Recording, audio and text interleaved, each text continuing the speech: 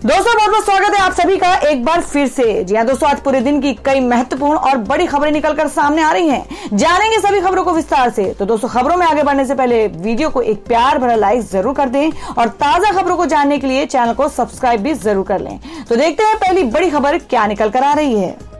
देश में रिकॉर्ड तोड़ वैक्सीनेशन पर पीएम मोदी ने जताई खुशी, बोले वेल डन इंडिया। जी आपको बता दें कि कोरोना वायरस के खिलाफ जारी वैक्सीनेशन ड्राइव आज पूरे देश में नई नीति से लागू हुआ है। नई टीकाकरण नीति का असर भी देखने को मिल रहा है। देश भर में आज रिकॉर्ड तोड़ वैक्सीनेशन हुई है। अभी तक देश भर में टीके की 80.96 लाख खुराक दी गई है। यह आंकड़ा शाम 7 बजे तक का है और इस साल 16 जनवरी से शुरू हुए टीकाकरण अभियान के बाद से एक दिन में टीके की सबसे अधिक खुराक दी गई है।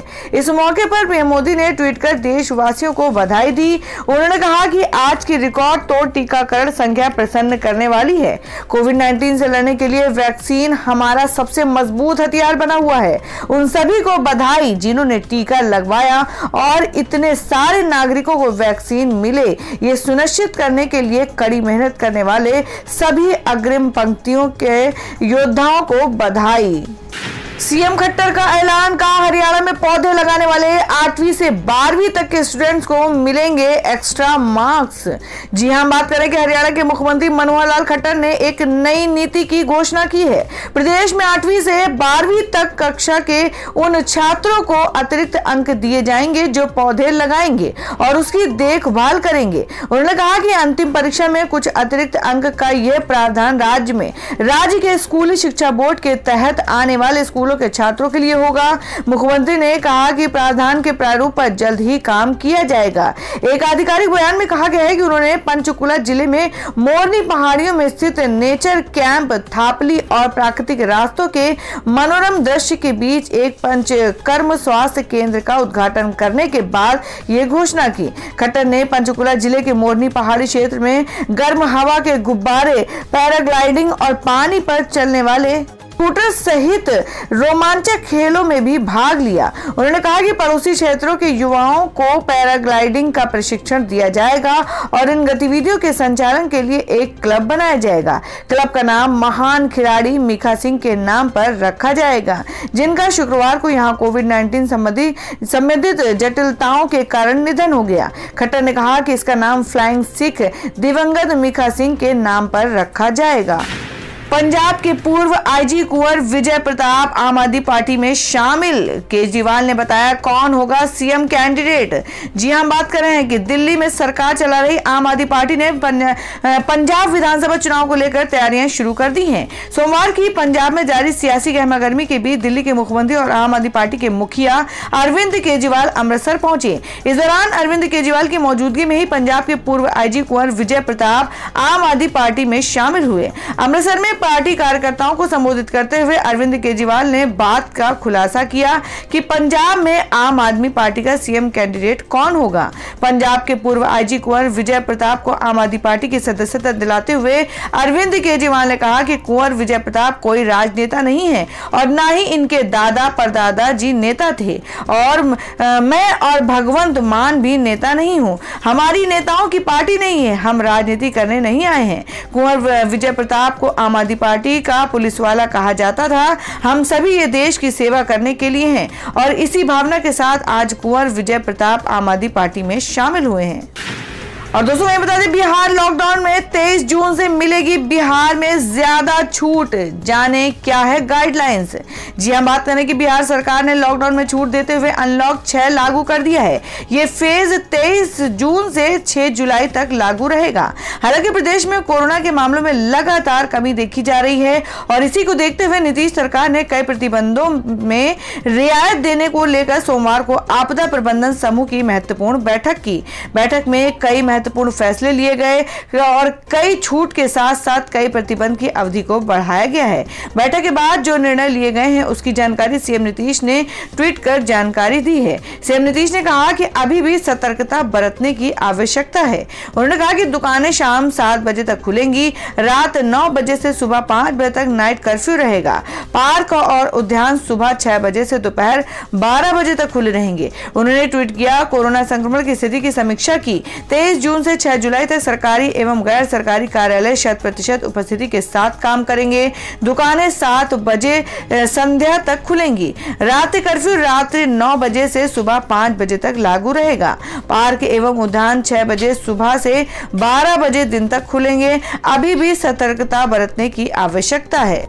उत्तराखंड में आयुर्वेद के डॉक्टरों को इमरजेंसी में एलोपैथिक दवा लिखने की मंजूरी, विरोध में उतरी आईएमए। जी हां, आपको बता दें कि उत्तराखंड सरकार के अंतर्राष्ट्रीय योग दिवस पर आयुर्वेद डॉक्टरों को इमरजेंसी में एलोपैथिक दवा लिखने का अधिकार देने के फैसले को एलोपैथिक चिकित्सकों के शीर्ष निकाय भारतीय चिकित्सा परिषद आईएमए ने अवैध बताया है।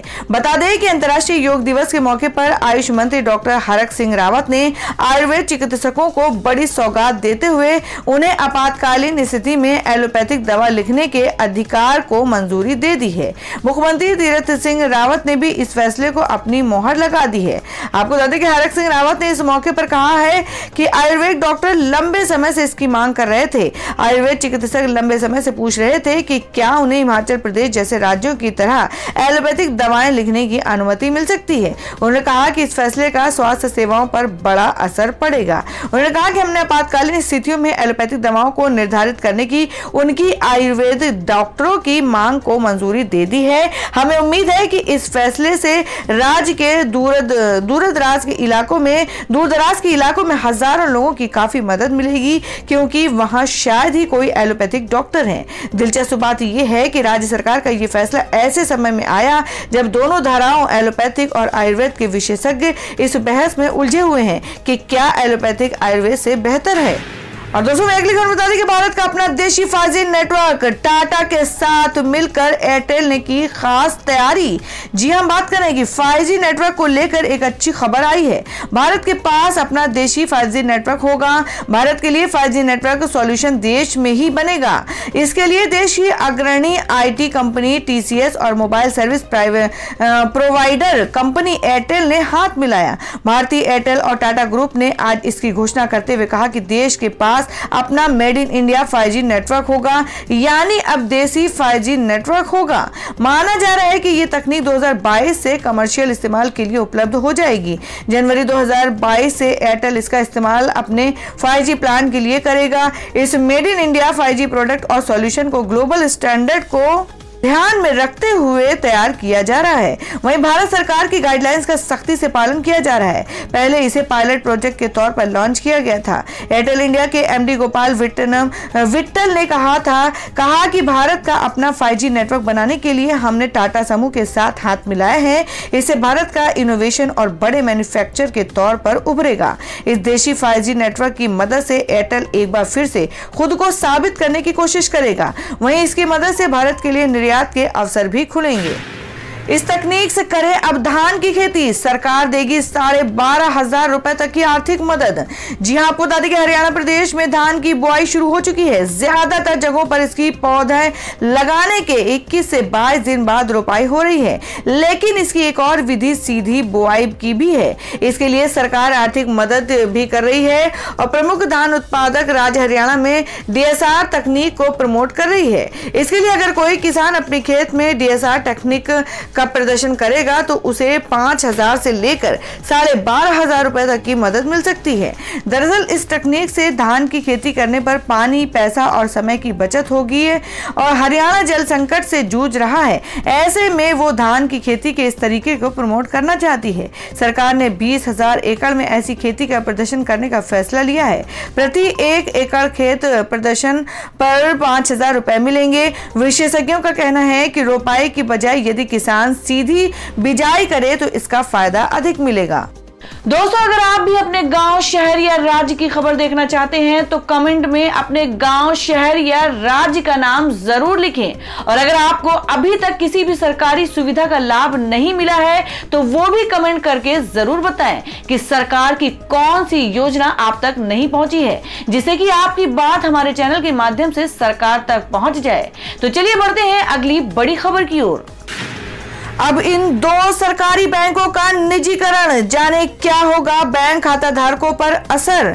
जी हां, हम बात कर रहे हैं कि बैंकों के निजीकरण की दिशा में एक और कदम बढ़ा लिया गया है। दो और सरकारी बैंकों का निजीकरण करने का फैसला किया गया है, जिसके लिए बैंकों के नाम शॉर्टलिस्ट कर लिए गए हैं। मीडिया रिपोर्ट्स के मुताबिक अब सेंट्रल बैंक ऑफ इंडिया और इंडियन ओवरसीज बैंक का निजीकरण किया जाएगा। इन दोनों बैंकों में सरकार अपनी 51% जिम्मेदारी बेच सकती है। हालांकि इस पर अभी आधिकारिक मुहर नहीं लगी है। सरकार की ओर से इसकी आधिकारिक घोषणा नहीं की गई है। और दोस्तों अगली खबर बता दें कि केंद्रीय कर्मचारियों की अब बल्ले बल्ले खाते में आएंगे 2 लाख से अधिक रकम। जानिए क्या होगा 26 जून को अहम फैसला। जी हम बात करें कि देश भर के 1 करोड़ केंद्रीय कर्मचारियों और पेंशन भोगियों को महंगाई भत्ते में बढ़ोतरी के ऐलान का इंतजार है। 26 जून को इस पर अहम बैठक होने वाली है। केंद्र सरकार महंगाई भत्ते को लेकर बैठक करेगी, जिसमें national council of JCM, department of personal and training के अधिकारी के अलावा वित्त मंत्रालय के अधिकारी शामिल होंगे। इस अहम बैठक में महंगाई भत्ते के बकाया भुगतान पर फैसला लिया जा सकता है और इस फैसले के बाद केंद्रीय कर्मचारियों को बकाया DA का मोटा भुगतान होगा। और वहीं फिल्म फ्लॉप होने पर जैकी श्रॉफ ने मजबूरी में बेचा था जो घर, बेटे टाइगर ने उसी घर को खरीदने का किया वादा। जी आपको बता दें कि बॉलीवुड में कोई कभी हिट तो कभी फ्लॉप हो जाता है। फैंस कभी अपने चाहते स्टार को सिर आंखों पर बिठा लेते हैं तो कभी उनसे मुंह फेर लेते हैं। एक वक्त था जब सुपरस्टार जैकी श्रॉफ को भी मुश्किल दौर से गुजरना पड़ा। हालात ऐसे हो गए थे कि उन्हें अपना घर तक बेचना पड़ा था। जिस घर को उन्हें मजबूरी में बेचना पड़ा, आज उनका बेटा उसी घर को खरीदने की तैयारी कर रहा है। बात खुद जैकी श्रॉफ ने अपने इंटरव्यू में कही है। साल 2003 में आई मल्टी स्टार फिल्म बूम बुरी तरह से पिट गई और इस फिल्म के प्रोड्यूसर जैकी श्रॉफ की पत्नी आयशा श्रॉफ थी। फिल्म में अमिताभ बच्चन जैकी श्रॉफ के साथ जीनत अमान और कैटरीना कैफ लीड रोल में थी। फिल्म रिलीज होने के बाद बुरी तरह फ्लॉप हो गई और इस फिल्म के फ्लॉप होने के बाद जैकी श्रॉफ की मुश्किलें बढ़ गई। उन्हें दिवालिया स्थिति से गुजरना पड़ा। उस वक्त मजबूरी में जैकी श्रॉफ को अपना घर बेचना पड़ा था। फिल्म के पिटने के बाद उनका सारा पैसा डूब गया। घर बेचने के बाद उन्हें परिवार के साथ बड़े घर से छोटे घर में शिफ्ट होना पड़ा। और जब जैकी दादा बुरे वक्त से गुजर रहे थे तो उनके बेटे टाइगर श्रॉफ काफी छोटे थे, लेकिन टाइगर अपने पिता के उस गम को समझ चुके थे। उन्होंने अपने पिता से उसी घर को दोबारा खरीदने का वादा किया, जिसे सालों पहले जैकी श्रॉफ को मजबूरी में बेचना पड़ा था। कई सालों के बाद उन्होंने अपने जिंदगी से जुड़े कई पहलुओं पर खुलकर बात की। उन्होंने कहा कि अब वो पहले से ही बेहतर स्थिति में हैं। उन्होंने कहा कि टाइगर ने उनसे कहा है कि वो घर दोबारा खरीदेंगे। हालांकि टाइगर श्रॉफ की मां आयशा श्रॉफ उस घर को दोबारा खरीदने के फेवर में नहीं है। वो अपने बुरे वक्त से जुड़ी हर चीज से दूर रहना चाहती हैं, लेकिन टाइगर ने अपने पिता से वादा किया है कि वो एक दिन उसी घर को खरीदेंगे। और दोस्तों एक बड़ी खबर जिसमें आरबीआई ने इन 3 बैंकों पर लगाया 23 लाख रुपए का जुर्माना। जाने क्या है वजह, क्या होगा खाता धारकों पर असर। जी आपको बता दें केंद्रीय bank reserve bank of India ने 3 सहकारी बैंकों पर भारी भरकम जुर्माना लगाया है। आरबीआई ने 3 सहकारी बैंकों Mogaveera cooperative bank limited, Indapur urban cooperative bank और Baramati Sahakari bank limited bank पर बैंकिंग अधिनियमों के अनदेखी करने के बाद 23 लाख रुपए का जुर्माना लगाया। आरबीआई ने पेनल्टी लगाने से पहले तीनों बैंकों को नोटिस भी जारी किया। बैंकों पर लगा इस जुर्माने का असर उनके खाता धारकों पर नहीं होगा। ऐसे में इन तीनों बैंकों के ग्राहकों को इससे परेशान होने की जरूरत नहीं है। और दोस्तों अगली खबर है जो कि ट्रेन में सफर करते हैं उनके लिए एक बड़ी खबर है। जी आपको बता दें कि रेलवे ने पकड़ी रफ्तार। आज से शुरू हुई 50 स्पेशल ट्रेनें। जाने क्या है पूरी लिस्ट। जी हम बात कर रहे हैं कि ट्रेन से सफर करने वाले यात्रियों के लिए अच्छी खबर है। कोरोना की दूसरी लहर के कमजोर होने के साथ ही रेलवे ने रफ्तार पकड़ ली है। रेलवे ने एक बार फिर से स्पेशल ट्रेनों को पटरी पर उतारने का फैसला कर लिया है। आज से रेलवे ने 50 स्पेशल ट्रेनों को फिर से पटरी पर उतारा है। 21 जून से शताब्दी समेत रेलवे ने ने 50 स्पेशल ट्रेनों को फिर से चलाने का फैसला किया। अनलॉक की प्रक्रिया शुरू होते ही ट्रेनों में यात्रियों की संख्या बढ़ने लगी है, जिसे देखते हुए रेलवे ने ट्रेनों की संख्या बढ़ा दी है। जी आपको बता दें कि भारतीय रेलवे ने 21 जून से 50 स्पेशल ट्रेनों का संचालन शुरू कर दिया है और वहीं 25 जून से कई रूट्स पर समय स्पेशल ट्रेनें भी चलाई जाएंगी। 25 जून से गोरखपुर से महाराष्ट्र के बांद्रा टर्मिनल तक ट्रेनें शुरू हो जाएंगी। यात्रियों की असुविधा न हो, इसका ध्यान रखते हुए रेलवे ने सफर को आसान करने के लिए इन ट्रेनों का पटरी पर उतारा है और वहीं कई ट्रेनों के फेरों की संख्या बढ़ा दी है, तो कई ट्रेनों के रूट्स में बदलाव किया गया है। और दोस्तों अब जान लेते हैं देश भर में सोने और चांदी के ताजा भाव। जी आपको बता दें कि सराफा बाजार में सोने के दाम में 1800 रुपए प्रति 10 ग्राम की गिरावट देखने को मिली। आज सोने का दाम 47,000 रुपए प्रति 10 ग्राम पर रहा है और वहीं चांदी की कीमत में 200 रुपए प्रति किलोग्राम की गिरावट देखने को मिली। इससे चांदी की कीमत 67,400 रुपए प्रति 10 ग्राम पर पहुंच गई है। और दोस्तों अगली खबर में जान लेते हैं क्या देश भर में मौसम के ताजा हालात। जी आपको बता दें कि यूपी बिहार में बारिश के आसार, जाने दिल्ली सहित अन्य राज्यों में मौसम के क्या है हाल। जी हम बात कर रहे हैं कि दक्षिण पूर्वी उत्तर प्रदेश से सटे भागों पर कम दबाव का क्षेत्र बना हुआ है, जबकि उत्तर पश्चिमी राजस्थान के आसपास के हिस्सों पर एक चक्रवाती हवाओं का क्षेत्र है।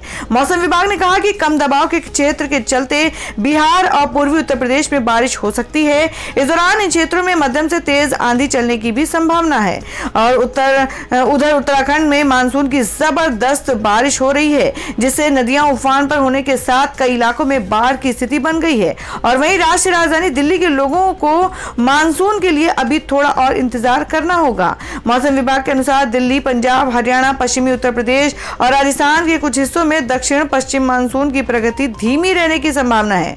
दिल्ली, एनसीआर, हरियाणा, राजस्थान, मध्य प्रदेश, छत्तीसगढ़, यूपी, पंजाब में उमस वाली गर्मी होगी, जबकि इस सप्ताह के आखिर में यानी शनिवार से मौसम में सुधार होने और बारिश के आसार हैं। मौसम विभाग के मुताबिक एक पूर्व पश्चिम ट्रफ के देखा उत्तरी राजस्थान, पंजाब, हरियाणा, उत्तर प्रदेश, बिहार, पश्चिम बंगाल और उत्तर पूर्वी बंगाल की खाड़ी से होकर गुजर रही है। उत्तर प्रदेश में सोमवार को कम दबाव का क्षेत्र बना हुआ है। नतीजतन इस अवधि में पूर्वी और पूर्वोत्तर भारत में व्यापक रूप से व्यापक बारिश और गरज के साथ बौछारें पड़ने की संभावना है। बुधवार को असम और मेघालय के अलग अलग स्थानों पर भारी से बहुत भारी बारिश होने की संभावना है। भारत मौसम विज्ञान विभाग यानी IMD ने सोमवार को पूर्वी उत्तर प्रदेश और बिहार में तेज आंधी और बिजली गिरने की संभावना जताई है। तो दोस्तों ये थी अब तक की सभी बड़ी खबरों की अपडेट्स। टुडे ब्रेकिंग न्यूज और लेटेस्ट खबरों को देखने के लिए हमारे चैनल को सब्सक्राइब जरूर कर लें, वीडियो को लाइक और शेयर भी जरूर कर दें अपने दोस्तों और रिलेटिव्स के साथ। तो दोस्तों फिर मिलेंगे काम की खबरों और सरकारी योजनाओं की एक और नई वीडियो के साथ। तब तक के लिए धन्यवाद दोस्तों।